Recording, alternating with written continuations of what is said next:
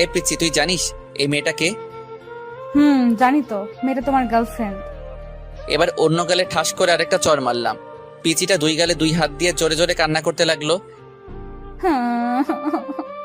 কান্না থামা বলছি, না হলে আরেকটা দিব। তুমি খুব পচা। আমি আব্বুকে গিয়ে সব বলবো, আর এও বলবো যে তোমার গার্লফ্রেন্ড আছে। এবার পিচিটার কথা শুনে আমার নিজেরই কান্না চলে আসছে। বোন রে, তুই কিছু না বোঝার আগে কেন বাচ্চাদের মতো পাগলামি করিস? বাচ্চাদের মতো কি? তুই তো বাচ্চাই। ও আমার গার্লফ্রেন্ড না, শায়নের গার্লফ্রেন্ড। আমি এখানে দুইটা জীবন বাঁচানোর চেষ্টা করছি আর তুই ঢং করছিস। এবার পিচিটা সবকিছু বুঝতে পেরে কান্না থামিয়ে চোখের পানি মুছে একটা হাসি দিয়ে আমাকে বলল। সরি। এবার পিচিটার কাণ্ড দেখে আমারই হাসি চলে এলো। একটু আগে কি কান্নাটাই না করলো, আর এখন হাসছে। হা হা হা, পিচি একটা। এতক্ষণ জেনিয়া আমাদের দিকে তাকিয়েছিল, জেনিয়া আমাদের দিকে তাকিয়ে হাসছে। আমি বললাম, তো কি সিদ্ধান্ত নিলে জেনিয়া?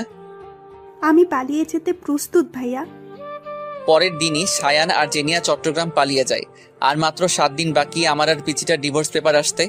পিচিটা আমার সাথে এমন ব্যবহার করে বোঝাই যায় না যে আর মাত্র কয়েকদিন পর ওর সাথে আমার ডিভোর্স হবে। আজ আমার ফ্রেন্ড রিহানের বার্থডে। রাতে পিচিটাকে বললাম, এই পিচ্ছি, আমার জন্য অপেক্ষা করো না, রাতে বাসায় ফিরতে আমার দেরি হবে। কেন দেরি হবে কেন? আজ আমার ফ্রেন্ড রিহানের বার্থডে। ও আচ্ছা।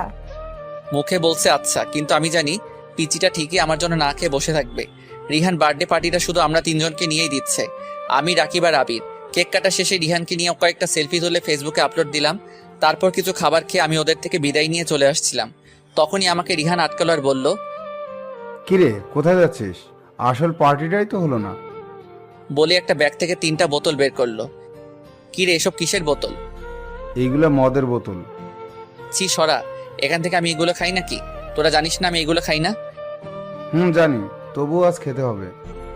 আমাকে জোরাজোরি করতে লাগলো। শেষ পর্যন্ত ওদের জোরাজোরিতে বাধ্য হয়ে নাক টিপে হাফ গ্লাস খেলাম। হাফ গ্লাস খাওয়ার পরে আমার নেশা ধরে গেল। আমার আরো খেতে ইচ্ছা করতেছে। আমার পাশে এক বোতল রাখা ছিল, বোতলটার মুখ খুলে টক টক করে বোতলের অর্ধেক শেষ করতেই আবির আমার হাত থেকে বোতলটা কেড়ে নিল। এই নিয়ান, কি করছিস? আবিরও আমার মতো এসব খায় না। রাকিব আর রিহান অনেক জোরাজোরির পরেও আবির এসব খায় নাই। চল বাড়ি যাবি, চল। আবির আমাকে বাইকে করে বাড়িতে নিয়ে আসলো। আমাকে ঘরের সামনে পৌঁছে দিয়ে আবির চলে গেল। আমার কাছে ঘরের দ্বিতীয় চাবি ছিল, সেটা দিয়েই আমি ঢুকলাম।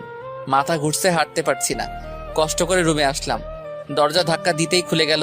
পিচিটা বিছানাতে বসা ছিল। আমাকে দেখে উঠে এসে বলল, এতক্ষণে আসলে? আমি কিছু বললাম না। পিচিটার দিকে ঘোর লাগা চোখে তাকিয়ে রইলাম। আজ পিচিটাকে দেখে আমার ভিতরে কি রকম জানি একটা উত্তেজনা ফিল করছি। আমি